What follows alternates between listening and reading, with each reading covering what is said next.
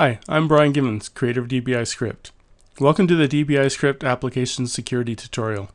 In this tutorial, we'll be discussing the external and internal security features of dbiScript applications. Before we begin, you'll want to switch YouTube to the maximum streaming resolution by first clicking on the little gear icon towards the bottom right-hand corner of the YouTube window. Next, select Original from the list of options. That's a resolution of 1920 by 1200. And finally, click on the full screen icon at the very bottom right-hand corner of the YouTube window. Here's our first look at the dbiScript login screen. Before we get into the inner workings of dbiScript security, the first critical step in securing any web application is to set up SSL on the IIS web server. This process, including the purchase of the SSL certificate, is the responsibility of your corporate IT department. If assistance is needed, I can recommend this resource.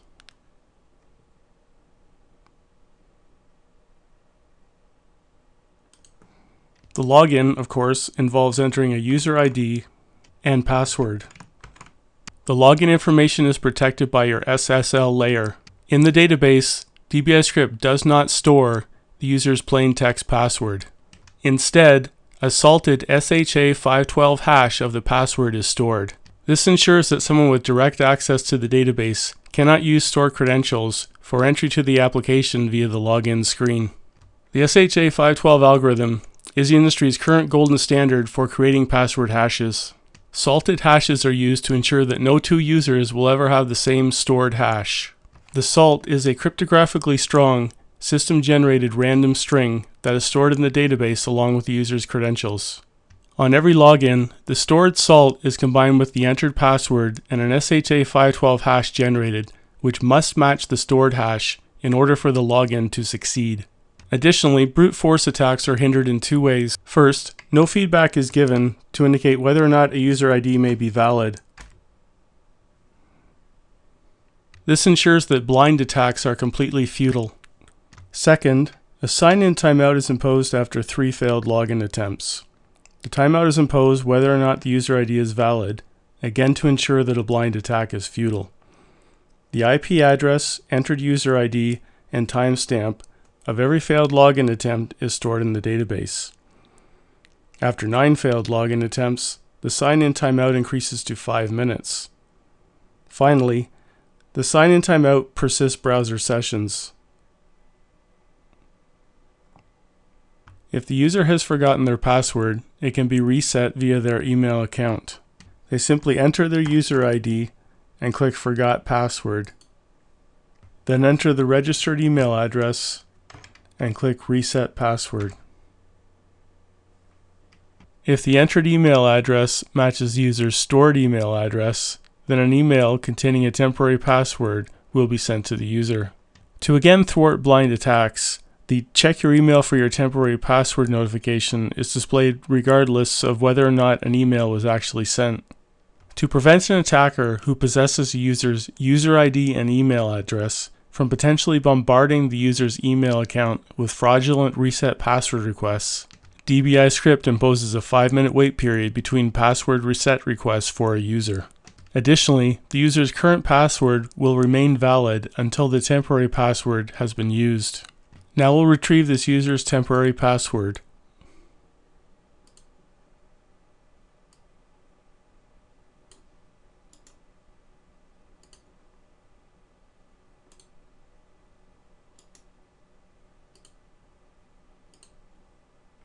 The password's accepted, and the user is informed that they must create a new password. The user creates their new password, and dbiScript measures its strength using a complex algorithm. By default, the new password must have a strength of at least 50% as measured by dbiScript. However, the application developer can change this value if desired. Then the new password must be re-entered. Now the login will succeed, and the password hash will be updated in the database. SQL injection is a technique used to attack a website in order to attempt to gain fraudulent access to the site or to vandalize the site's data. Every data entry point of a web application must be secured against SQL injection, most critically, the login screen. The dbiScript login screen will be your application's only outward-facing data entry point. To use SQL injection, an attacker will first attempt to find a way to break the SQL code behind the application used to query the database. They typically first establish which data entry fields are used in the where clause of the SQL statement, and then attempt to break the SQL by entering text into that field designed to look for vulnerabilities in the way the site's code generates the SQL statement.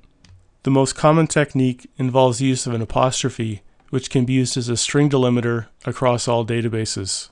Behind the dbiScript login screen, the where clause of the SQL statement involves the user ID field.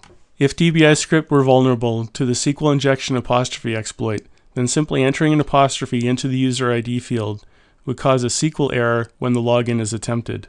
A website vulnerable to SQL injection would either display this error message to the user or otherwise malfunction, indicating to the attacker that they have found a vulnerability. If a website has been secured against SQL injection, then no adverse behavior will be observed. Now when we attempt our login, we can see that the apostrophe does not cause any adverse behavior in the dbiScript login screen. In MySQL databases, the / character is also of concern for SQL injection. This dbiScript medical practice management application is backed by a MySQL database. And as we can see, the / character also does not cause any adverse behavior in dbiScript. Critically, the technique used by dbiScript to secure the login screen against SQL injection is used throughout the entire application at every data entry point. Now we'll go into the application to discuss another common type of attack referred to as cross-site scripting. Cross-site scripting basically is a method used to break the HTML layout of a website. An attacker typically uses this method to post information into the website designed to mislead or confuse another user. The attacker achieves this by saving HTML or JavaScript information into a field of the database to which they have access. Then, if the website is vulnerable to cross-site scripting, the saved code is rendered in the browser. The key here is that in order to be vulnerable, the website must actually render the code in the browser. In other words, instead of displaying the stored field value as plain text, that text is treated as part of the website's code. The website is vulnerable if it attaches the stored field value to the inner HTML property of objects on the website.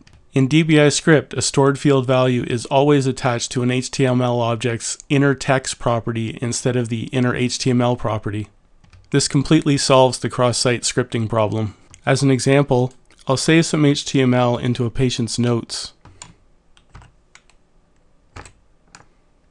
If dbiScript were vulnerable to cross-site scripting, that HTML would be displayed as a bulleted list instead of the plain text HTML that we see here. Now we'll move on to discuss group level security. This user is an administrator. Only administrators see the users, groups, and system tabs. The users tab is where the user accounts are managed. The number of rows in this table is limited to the number of users purchased with your dbiScript license. While developing without a dbiScript license, the limit is 2 users. The first column of the user table indicates whether or not the user is active. An inactive user will not be able to log into the application. However, inactive users do count towards the licensed user limit. When a new user is added to the application, dbiScript will automatically send a welcome email to the email address specified in the user's email field. This welcome email contains the user's initial temporary password. When they first log on to the system, they'll be prompted to change their password following the exact same procedure we saw earlier in the video. Additionally, in the user table, the user's administrator status can be set, along with their password expiration policy, the group to which they belong, their email address. Here's where the administrator can reset a user's password, and finally any notes you wish to enter about the user can be entered here. When an administrator resets a user's password, the temporary password via email process is again used. A user's access rights to the application are defined by the group that they belong to. In the user table, the group field is a dbiScript reference field object. The full information of the selected access group is displayed by clicking on the field's magnifying glass button. Changes can be made to the group access here. However, keep in mind that any changes affect the entire group. Additionally, table and field permissions for the selected group can also be set here. The full list of application access groups is available at the Groups tab. Here we can see the full list of users which belong to a group, and also set the group's table and field permissions. A group's default row access, which we see here, can also be thought of as the default table access. When a group's default row access is full, that means the group's members have full access to all tables in the application unless otherwise specified in table permissions. Conversely, when the default row access is no access, the group members only have access to those tables for which they've been granted permission in the group's table permissions. With the read-only setting, the group's users have access to all tables in the application unless otherwise specified in a table permission, but they cannot add, edit, or delete rows. With the read plus setting, the permissions to add, edit, and delete rows can be set independently. When the default row access is read plus, and the edit row permission has been granted, several extended field edit options become available. The purpose of each option is self-explanatory. To override the group's default row access for a specific table, we add a table permission. The access level options for the table permission are the same as we saw at the group level, with the addition of the default or group level access. When default is selected, the access level of this table permission will always be the same as the group's default row access. Again, as we saw at the group level, with read plus access, the add, edit, and delete row permissions can be set independently. And with the edit row permission granted, we get the same list of extended field edit options. The access options for the field permission are initially identical to what we saw at the group level. However, at the read plus access level, the extended field options are tailored to the selected field.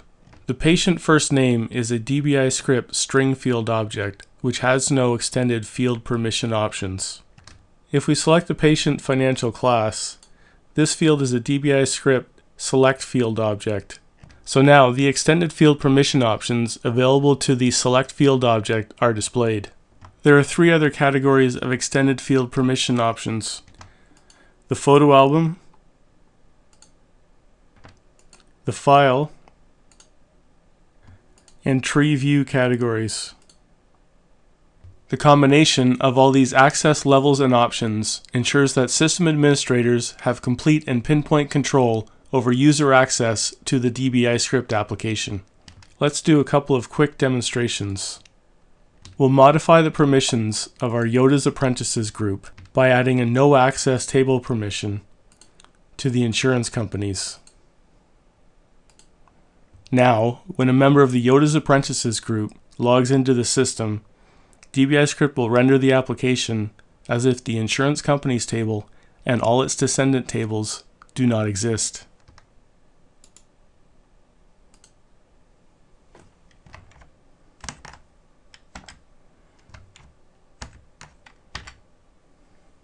So now when we select a patient, all the tabs in the second page frame relating to the insurance company's table and all its descendant tables are gone. This example demonstrates broad access control. Now let's take a look at a pinpoint example. We'll change this table permission to the patient table and give it default, which is full access. And we'll add a field permission to the patient album 1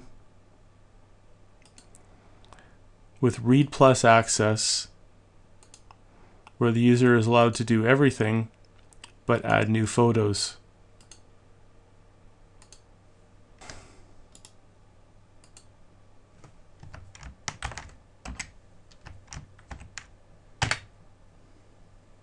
Now when we edit a patient and try to upload a photo, we're told that we do not have permission to do so. Permissions are checked at several access points. For example, if we re-enable the group's ability to upload photos, our user can now open the Upload Images window.